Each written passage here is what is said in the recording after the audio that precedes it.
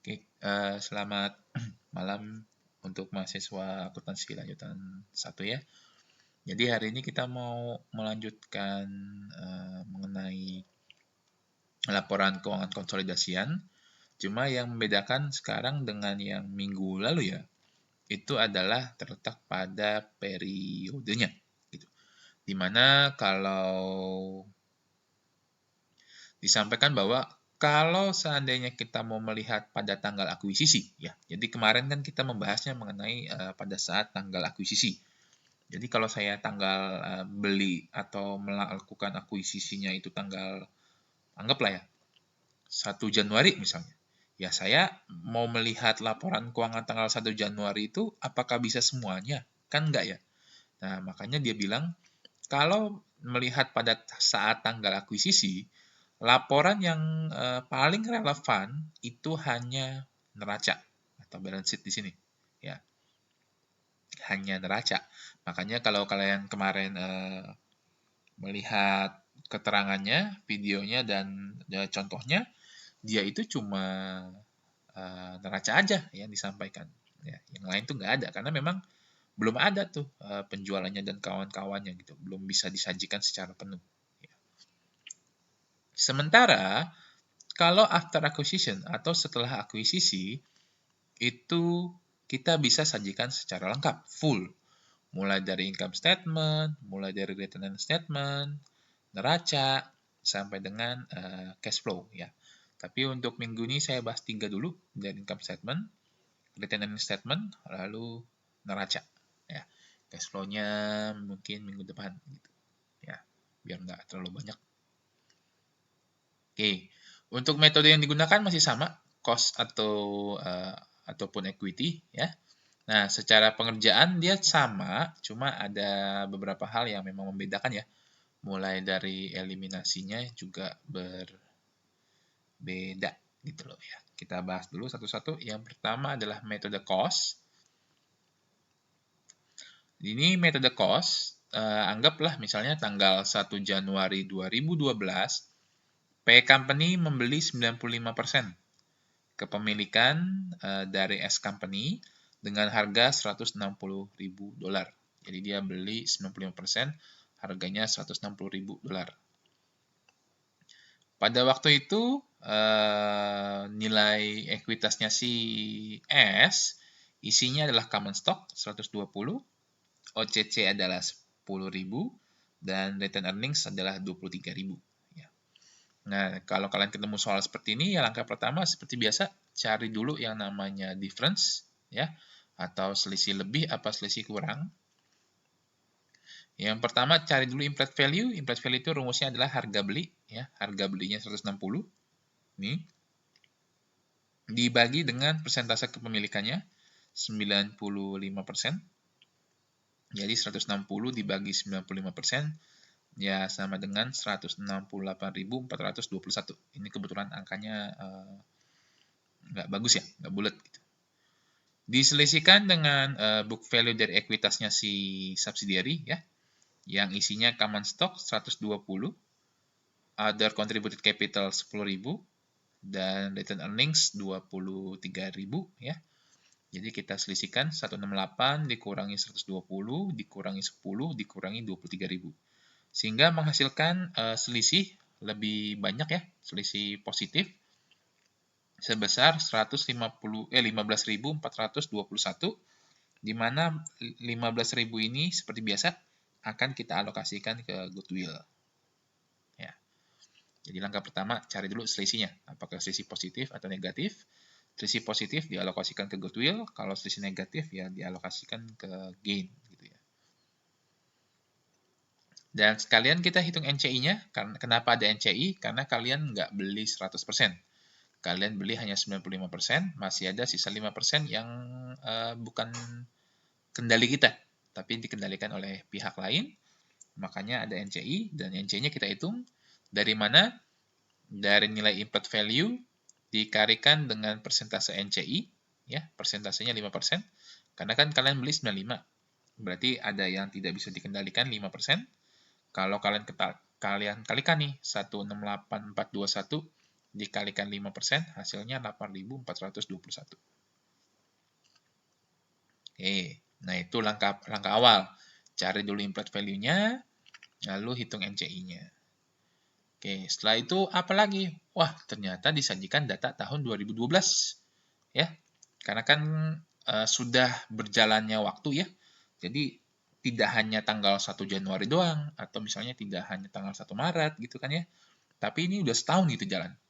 Atau sudah beberapa bulan jalan gitu. Otomatis pasti sudah ada penjualannya, pasti sudah ada dividen yang dibagikan ya, dan seterusnya. Ini pasti semuanya ada. Nah, ini ada pertanyaan nih. Ini data ini saya tahu dari mana, Pak? Ini metodenya cost atau equity? Kalau di depan kan Bapak bilang metodenya cost. Tapi kalau di data ini tahu dari mana, Pak? Ya kalian tinggal lihat aja di bawahnya. Ada dividen income. Kalau ada dividen income, itu sudah pasti metodenya cost. Ya, sudah pasti metodenya cost. Ya. Dan angka 19.000 ini dapat dari mana, Pak? Angka ajaib atau gimana? Ya, kan kemarin sebelum online ya. Sebelum online kalian sudah pernah belajar bahwa dividen yang diterima oleh si parent atau si P ini itu adalah dari si subsidiary dong. Kalian tinggal cek aja dividen yang dibagikan oleh subsidiary berapa nih? 20. Yang diberikan ke Parker berapa dari 20? Ingat, berdasarkan persentase kepemilikan. Kepemilikannya 95%. Berarti 95% dikalikan dengan 20.000 ini. 20.000 dikalikan 95% sama dengan 19. Jadi angka dividen income ini sebenarnya bisa dicari. Ya. Nah, ini adalah data keuangan untuk perusahaan parent dan subsidiary selama tahun 2012. Ya. Nah, dari data ini sebenarnya kalian tinggal susun aja. Susun laporan keuangan mulai dari income statement, retained earning statement, dan neraca. Ya, kalian bikin semua dari data ini. Tapi sebelum masuk ke laporan keuangannya, seperti biasa, kalau kalian mau menggabungkan atau membuat laporan konsolidasian, wajib terlebih dahulu membuat jurnal eliminasi. Ini wajib. Ya. Pertama, common stock di debit sebesar 120. Ini dapat dari mana? Ya, dari soal ya. Ini ada nih, common stocknya CS 120.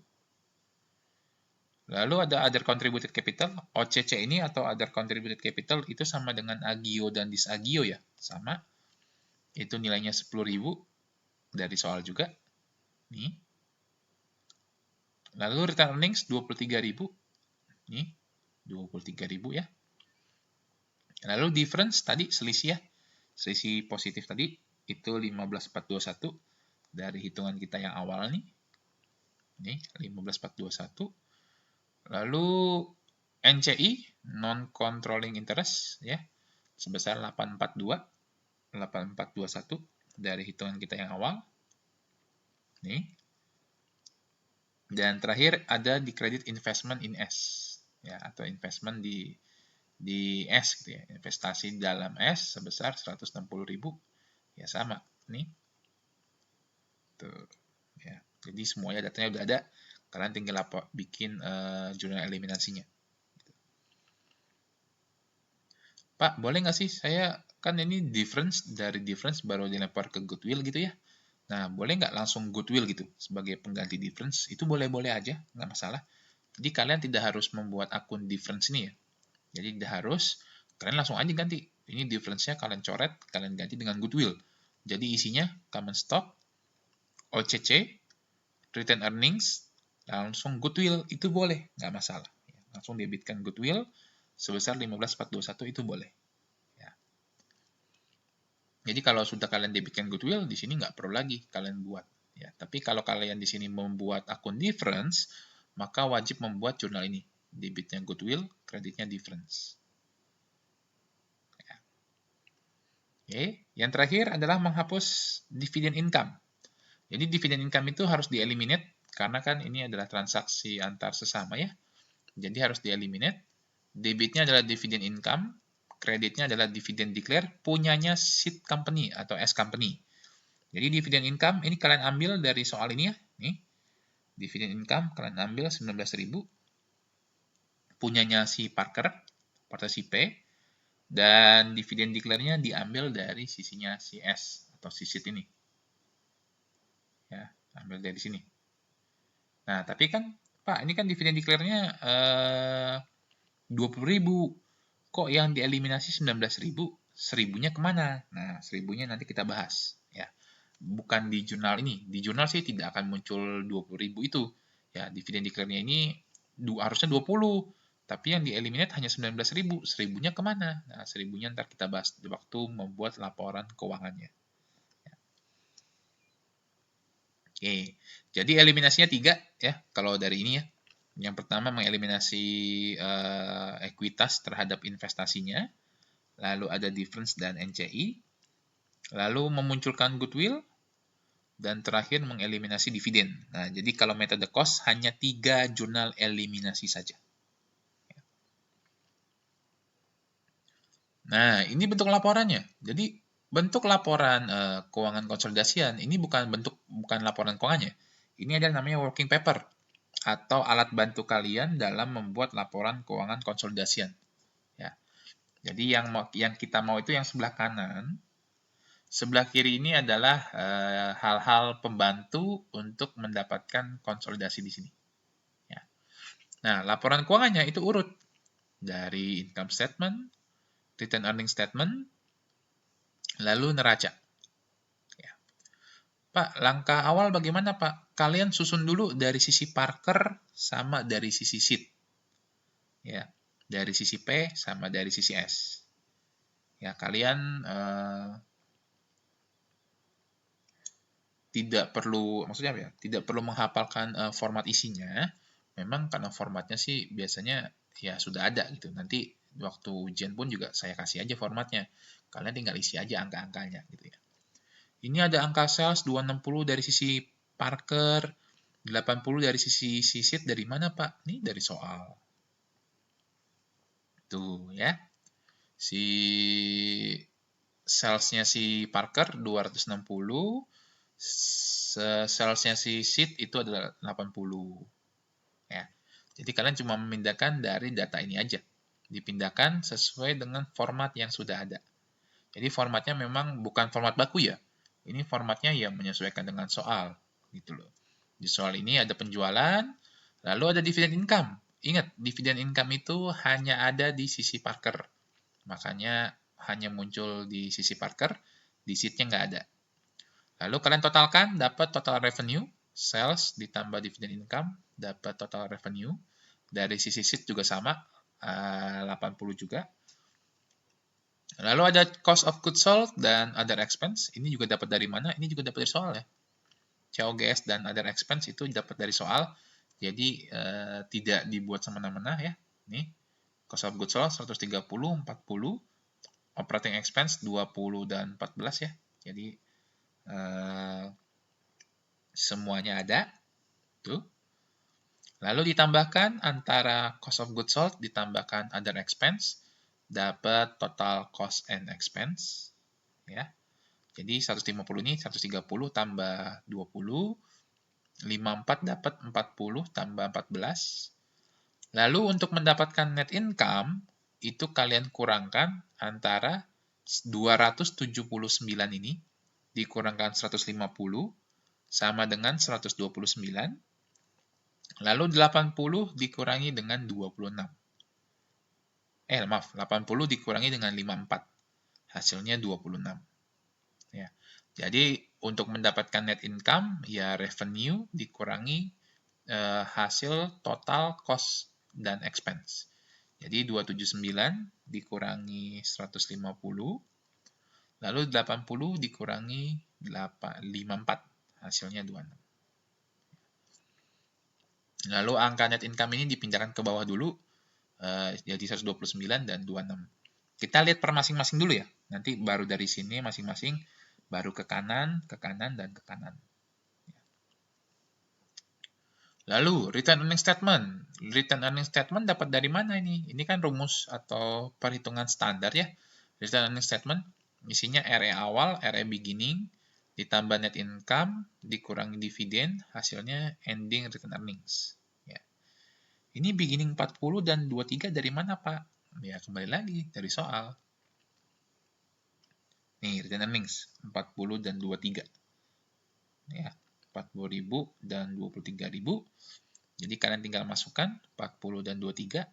Lalu, laba atau net income dari mana? Dari hitungan kalian yang atas. Nih, 129 dan 26 itu dipindahkan ke return earnings statement, dapat 129 dan 26. Lalu dikurangi dengan dividen declare. Ini pun sama, lihat dari soal. Untuk si Parker 20, untuk si Sid juga 20. Sehingga hasil return earnings ending untuk si Parker dan Sid masing-masing 40.000 ditambah 129 dikurangi 20, hasilnya 149. Lalu dari sisi Sid 23 ditambah 26 dikurang 20, hasilnya 29. Kita lihat dulu ya, dari P sama S dulu ya. Tidak perlu lihat kolom kanan-kanannya lagi. Setelah return earnings statement, lanjut ke neraca. Ini sama, semua angkanya kalian ambil aja dari laporan dari soalnya ya. Jadi tidak perlu saya bolak-balik lagi. Cash 62 dan 30. Account receivable 32 dan 29 tidak masalah. Inventory sama 30 dan 16. Investment in S 160 ya. Di sheet tidak ada. Difference kosong. Plant and equipment dari soal juga. Land juga dari soal. Goodwill-nya kosong. Sehingga kalau kalian totalkan dari sisi cash dari sisi asetnya si Parker 418, dari sisinya si S 191. Jangan lupa isi juga accounts payable-nya, isi other liabilities-nya, isi common stock-nya, isi OCC-nya, isi. Nah, untuk return earnings di sini, loh, kok jadi 149 dan 29? Bukannya tadi 40 dan 23 ya? Bukan ya? Ingat, yang masuk ke dalam neraca itu adalah return earnings yang terakhir. 149 dan 29 di sini. Jadi pindahin lagi ke bawah. Tadi net income dipindahin ke RS statement. Sekarang return earnings akhirnya 149 dan 29 dipindahkan ke bawah. Sehingga kalau kalian totalkan dari accounts payable sampai return earnings dapat 418, lalu dari sisi CS juga 191. Sama ya. Jadi untuk dari sisi P dan sisi S di sini itu kalian hanya memindahkan saja dari soal. Ya, masukin angkanya dari soal, sesuai dengan soal. Penjualannya 260, ya masukin aja 260. Ya. Itu tahapan pertama. Tahapan kedua, kita masukkan untuk eliminasi. Jadi eliminasi ini diisinya bagaimana? Ya, sesuaikan dengan eliminasi yang sudah kalian buat. Nih, contoh. Misalnya, dividen income ada di debit 19.000. Kalian cari nih, dividen income mana ya? Oh, dividen income itu ada di income statement. Nih, ya kan? 19.000. Tadi kalau dieliminasi katanya dividen income-nya di debit. Ya, berarti kalian masukin di kolom debit. 19.000. Cari lagi. Apalagi? Dividen declare punyanya CS 19.000. Cari lawannya. Dividen declare mana ya? Dividen declare. Oh, di RS statement. Nih, ada dividen declare. Tadi dividen declare-nya si S diapain? Oh, dikreditkan 19.000. Berarti masukkan ke kolom kredit ini. Nih, di baris dividen declare sebesar 19.000.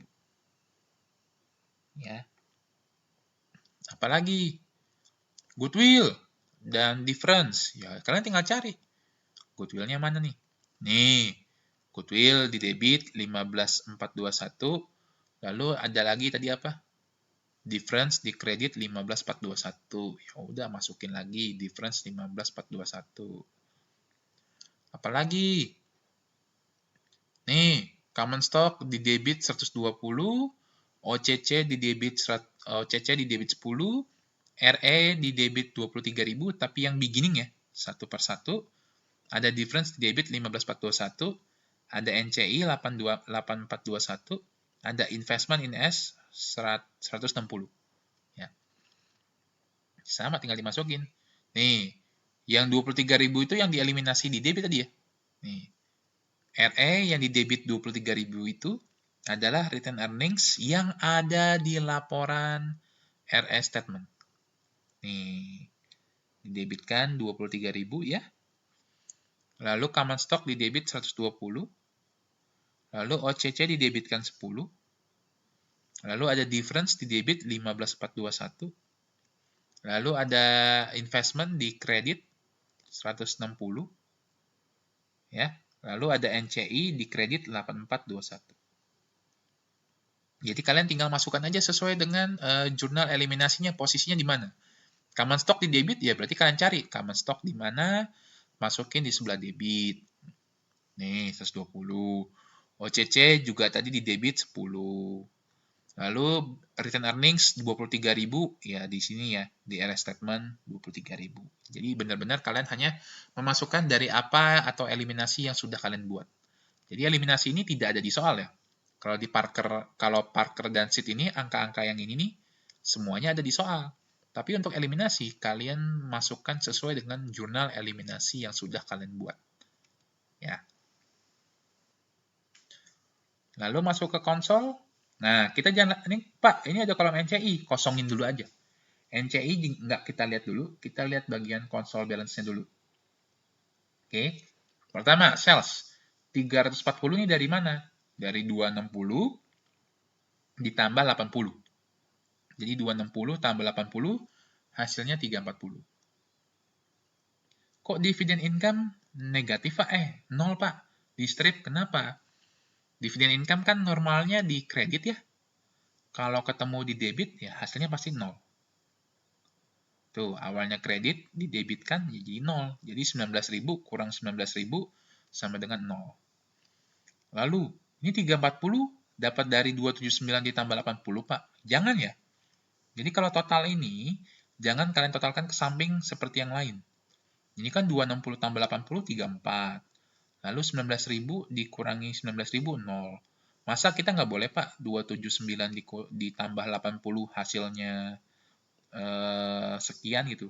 Kok nggak sama, Pak, 340? Ingat, di dalam 279 ini, termasuk di dalamnya dividen income sebesar 19.000.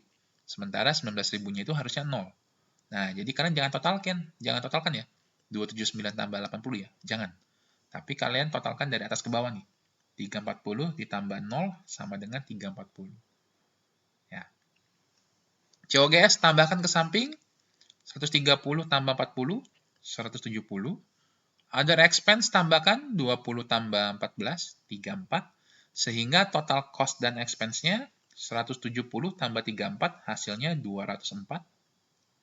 Ya. Nah, net income. Boleh nggak, Pak? Saya tambahin lagi nih. 129 ditambah 26. Jangan. Ingat. Kalau untuk konsol, kalian jangan suka totalin dari samping semua ya. Jangan ya. Kalau saran saya sih, kalau mau cari net income, kalau mau cari total cost and expense, kalau mau cari total revenue, mending kalian totalin dari atas ke bawah aja. Ya. Kayak tadi nih. 340 tambah 0, 340. 170 tambah 34, 204. Nah, berarti net income 136, ya jangan 129 tambah 26, jangan. Tapi 340 dikurangi dengan 204. Sehingga menghasilkan 136.000. Ya. Tapi ini belum selesai. Kalian lihat, loh, kok sekarang tiba-tiba muncul NCI, Pak? 1.300, ini dari mana? Ingat, si S ini kan dimiliki oleh si P95, sisanya 5% itu dimiliki oleh orang lain. Nah, berarti laba yang boleh diakui dari sisi si S itu nggak boleh semuanya 26. Hanya boleh diambil 95-nya. 5%-nya ya berarti buat NCI. Nah, berarti 1.300 ini dapat dari mana? 1.300 ini dapat dari 5% kepemilikan NCI, ya. NCI-nya tadi 5% ya. Nih, 5% dikalikan dengan labanya si S, yaitu 26. 26 dikalikan 5% sama dengan 1.300. Nah, 1.300 itu masuk ke NCI-nya positif, begitu masuk ke konsol, dia negatif. Kenapa? Karena ingat, ini bukan laba buat kita. Ini adalah laba buat NCI. Makanya di NCI-nya nambah, tapi di konsolnya berkurang. Nah, berkurang 1.300. Jadinya, laba sebenarnya itu, kalau kita gabungin antara perusahaan P dan S, enggak 136, tapi sebenarnya adalah 134.700. Ya. Nah, lalu angka satu baris ini nih, satu baris dari 129, 26, 19.000, 0, 1.300, 134.700 dipindahkan ke bawah nih, ke net income. Nih, jadi kan pindahan ya. 129 pindahin ke bawah, 26 pindahin ke bawah, 19 pindahin ke bawah, kreditnya 0, 0, NCI dipindahkan ke bawah, lalu 134 dipindahkan ke bawah di baris net income. Oke. Lalu return earnings-nya. Return earnings-nya sama, 40 tambah 23 dikurang 23, hasilnya 40. Net income, kalian nggak perlu tambah-tambahin lagi karena sudah hasilnya 134.700. Jadi untuk net income jangan ditambah kurang-tambah-kurang ya. Mending langsung pakai aja dari atas 134.700. Dividen declare 20 ditambah 20 dikurangi 19.000. Nah, lalu lihat loh, kok tiba-tiba sekarang di NCI muncul minus 1.000, Pak? Dari mana? Nah, ini dari ini nih. Kan CS membagikan dividen 20.000. Diberikan ke parent 19.000. Nah, masih ada sisa 1.000 kan? Nah, 1.000-nya itu diberikan kepada NCI. Makanya di sini NCI-nya minus. Ya, dikurangi dengan 1.000 karena NCI dapat bagian dividen. Biasanya kalau memang kita bagi dividen itu secara nilai kepemilikannya berkurang. Ya. Makanya NCI ini sisa 1.000 masuk ke NCI. Jadi tolong perhatikan NCI 1.300 dan NCI 1.000 di sini. Ya, tolong perhatikan. Lalu secara total gimana, Pak? Ya, berarti 20.000 ditambah 20.000 dikurang 19 dikurangi lagi 1.000. Hasilnya adalah 20. Ya, atau bahasa kasarnya, dividen declare yang di sini yang tersisa adalah dividen declare-nya punya si parent. Ini karena dua-duanya sama-sama 20 jadi nggak kelihatan gitu ya. Padahal kalau seandainya di Parker di sini 25.000 ya, anggaplah. Misalnya di sini 25.000, di konsol balance-nya itu harusnya return di dividen declare-nya juga 25.000 gitu, sebesar yang punyanya si P. Karena punyanya si S itu udah habis. Diambil sama kita 19, diambil sama NCI itu 1.000. Jadi tidak akan muncul lagi di konsolnya. Sama dengan sebelum-sebelumnya, kalian totalkan dari atas ke bawah. Ini juga ditambahin. Nah, 23 tambah 19, 42. 0 ditambah 19, 19. Lalu ini kalian selisihkan. 1.300 dengan 1.000 hasilnya 300. Lalu, nah untuk mendapatkan 154.700 dari mana? Dari 40 ditambah 134.700 dikurangi dengan 20.000. Dapat ya 154.700. Nah, itu untuk RS statement-nya. Lanjut lagi ke neraca. Neraca cara pengerjaannya sama. Jadi 62 tambah 30, 92, 32 dan 29, 61. Inventory 30 tambah 16, 46. Investment harus 0. Ya, investment itu harus 0. Jadi 160 dikurangi 160 sama dengan 0.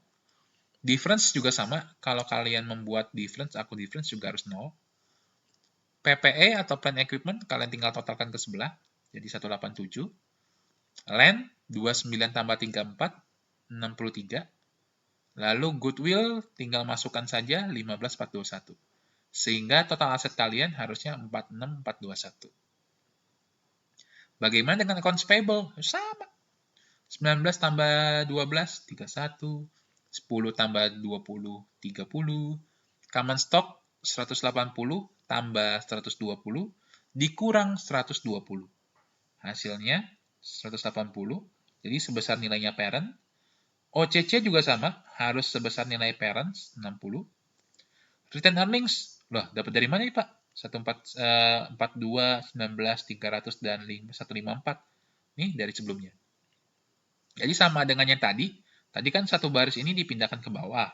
Dipindahkan jadi ke net income di RS statement. Nah, RE ending yang 149 sampai 157.400 juga dipindahkan satu baris. Nih, 149, tuh, 29, tuh, 42 di debit, nah, lalu 19.000 di kredit, nih, NCI 300, nih, lalu RE ending 154.700 di kolom konsol, ya berarti di konsol juga ada, tuh, ya. Lalu, tadi kan ada NCI di jurnal eliminasi di kredit 8421. 8421 ini pindahkan ke kolom NCI. Ya, pindahkan ke kolom NCI ini di bawah 300 ya. Jadi sehingga kalian totalkan nih. 300 ditambah 8421 hasilnya 8721 karena dua-duanya positif. Kalau dua-duanya positif tambahkan. Kalau salah satu ada yang negatif ya dikurangkan. Ya, setelah kalian tambahkan, pindahkan ke kolom consolidated. Jadi 8721 dipindahkan ke kolom konsol. Sehingga kalau kalian totalkan dari accounts payable sampai dengan NCI 8721 ini, hasilnya harus sama dengan total asetnya. Nah, itu metode cost. Ya. Jadi pada prinsipnya sebenarnya mau metodenya apapun, selama kalian tahu apa yang dieliminasi, lalu cara masukinya bagaimana, itu gampang kok. Yang penting kalian tahu dulu cara masukinnya gimana, cara masukkan ke working paper-nya. Jadi kalau nanti ada pertanyaan, berapa sih laba konsolidasinya? Nih, 134.700. Berapa sih return earnings konsolidasinya? Nih, 154.700. Berapa total aset konsolidasinya? 46, 4, 421, dan seterusnya. Ya. Nah, itu metode cost. Kalau equity, Pak, sama aja. Nggak terlalu berbeda. Cuma dia beda ada di jurnal eliminasinya. Jadi eliminasinya ada sedikit berbeda. Kalau kalian masih ingat yang sebelum online ya, itu kan pernah kita bahas ya, jurnal transaksi dengan metode equity. Ya, jadi saya nggak terlalu banyak bahas itu lagi, kita langsung fokus ke eliminasinya aja. Ini transaksinya sebenarnya sama, cuma ada sedikit perbedaan, yaitu yang pertama, kepemilikannya menjadi 90%, harga belinya menjadi 180, lalu common stock-nya 120, OCC-nya 20, dan RE-nya 25. Seperti biasa, kalau kalian ketemu soal seperti ini, cari dulu berapa nilai difference-nya yang akan dialokasikan ke goodwill. Cari dulu implied value-nya ya. Implied value itu dapat dari harga beli dibagi dengan kepemilikannya. 180 yang belinya dibagi dengan 90% kepemilikannya, dapat 200. Dikurangi dengan nilai ekuitas dari si subsidiary, ya, dari S, common stock-nya 120, OCC-nya 20, RE-nya 25 ya, tinggal ditambahkan lalu selisihkan, dapat 35. Jadi nilai goodwill-nya itu akan 35.000. Seperti biasa, cari juga NCI-nya. NCI-nya persentasenya berubah ya, karena kita belinya sekarang bukan 95 lagi, tapi ini contoh yang berbeda dengan asumsi belinya 90. Jadi NCI-nya 10. Ya, sama dikalikan implied value sama dengan 20.000. Jadi NCI-nya sama dengan 20.000. Ya. Datanya apakah sama? Sama aja, cuma yang berbeda apa? Nih, saya bilang yang berbeda. Tahu dari mana ini saya metode equity? Kalian cari, apakah di sini ada yang namanya dividend income? Wah, di sini mah nggak ada. Nggak ada tuh dividend income. Kalau kalian cari tuh dividend income nggak ada. Nah, sebagai pengganti dividend income itu apa? Ada akun yang namanya equity in subsidiary income. Equity in subsidiary income ini sebenarnya sama dengan jurnal yang kemarin kalian buat tuh ya, yang sebelum online, namanya revenue from investment. Ya, revenue from investment atau loss from investment. Itu dua hal yang sama. Kalau di buku ini sih bilangnya equity in subsidiary income. Kalau di kita mungkin nyebutnya adalah revenue from investment ataupun loss from investment. Nah, ini loss atau revenue, Pak. Kalian lihat posisinya. Ini kan posisinya berbarengan dengan accounts payable. Kalau berbarengan dengan accounts payable ya berarti dia revenue ya, mendapatkan keuntungan gitu, revenue. Ya, makanya nanti ini karena dari buku nggak bisa saya edit-edit ya, harusnya diganti nih kata-katanya revenue from investment. Ya, ini saya nggak bisa edit soalnya. Ya. Oke, secara soal sama. Secara eliminasi Pak sama kok, nggak ada yang berbeda. Lihat tuh. Ya, cuma kan angkanya aja yang berubah ya. Secara jurnal sama, common stock 120, OCC-nya 20 dari soal. Nih, common stock 120, OCC 20, RE-nya 25, nih 25, difference-nya 35 dari hitungan kita yang awal. Nih. Lalu NCI juga udah kita hitung dari awal. Nih 20. Lalu investmentnya sebesar 180. Ya, 180 sebesar yang kita beli. Loh, kok Pak, di sini kok 184.500 nilai investmentnya? Kenapa enggak 184.500? Kenapa yang dieliminasi 180? Kenapa? Karena angka 184.500 ini tuh angka ini dipengaruhi oleh dua hal. Yang pertama adalah dividen. Ingat, kalian coba buka catatan lagi yang minggu sebelum kita online. Itu kalau metode equity, kalau dia bagi dividen, ya bagikan dividen, akan mengurangi nilai investmentnya. Nah, makanya berubah angkanya. Gitu. Lalu, kan karena ada revenue from investment, angkanya juga berubah. Ya. Karena kalau ada revenue from investment, menambah nilai investasinya. Makanya di sininya berubah. Tapi waktu di jurnal eliminasi, dia tidak berubah. Tetap pakai angka awal, harga kita beli 180. Nah, ini jurnal goodwill sama, tidak berubah. Nah, ini mungkin yang berubah, ya. Jurnal dividennya itu tidak lagi tadi di cost ya. Kalau kalian masih ingat di metode cost, itu tadi kalau mau mengeliminasi dividen income debit, kreditnya adalah dividen declare. Nah, kalau di metode equity, jurnalnya berubah. Debitnya bukan dividen income lagi, tapi debitnya adalah investment in S.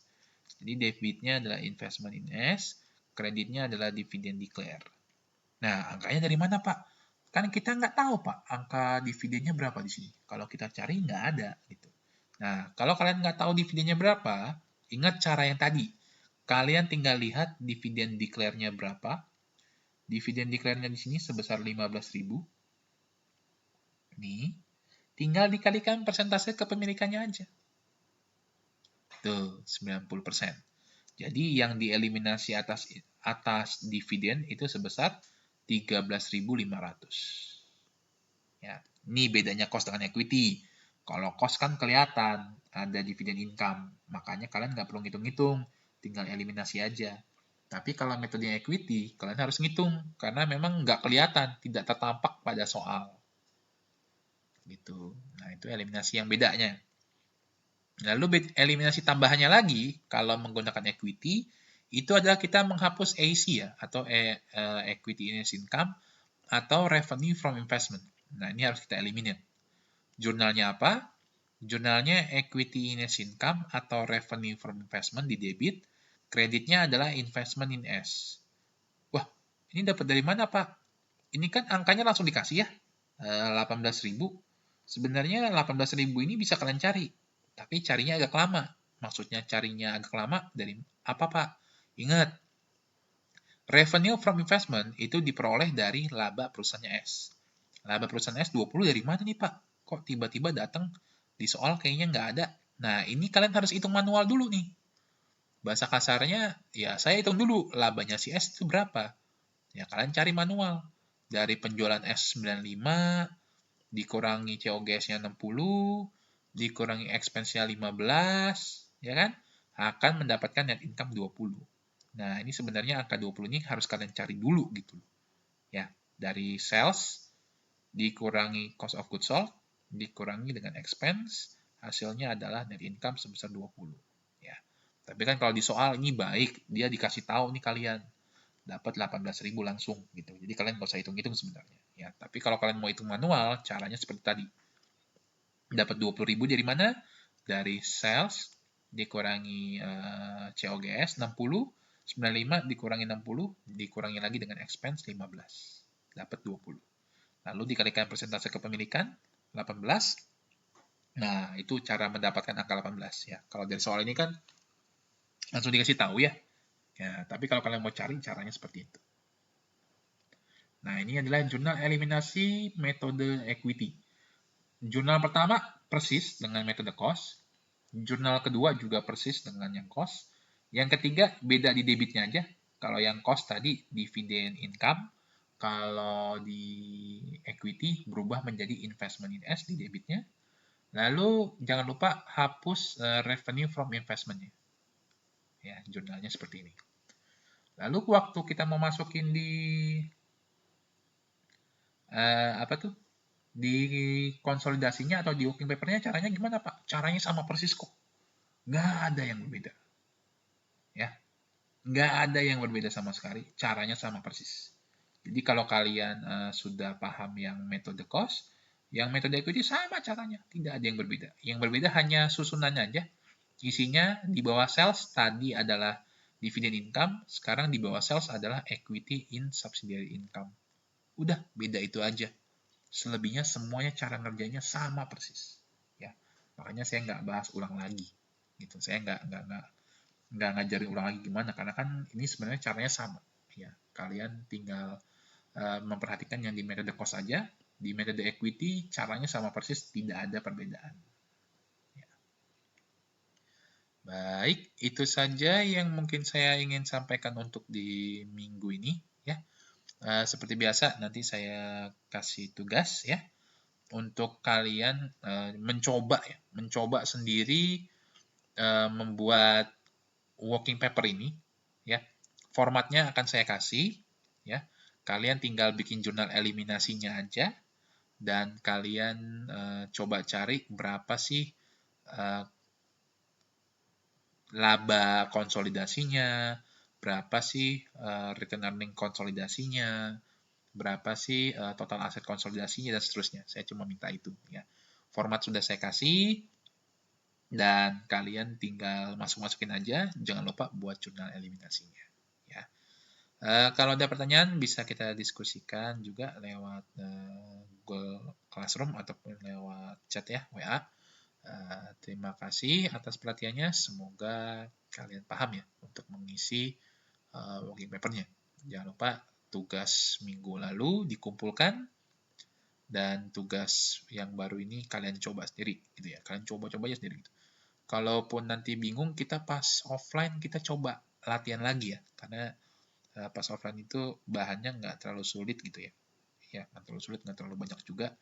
Jadi saya coba manfaatkan untuk membahas konsolidasi ini, gitu, ya, yang lebih susah gitu. Ya. Terima kasih dan selamat malam.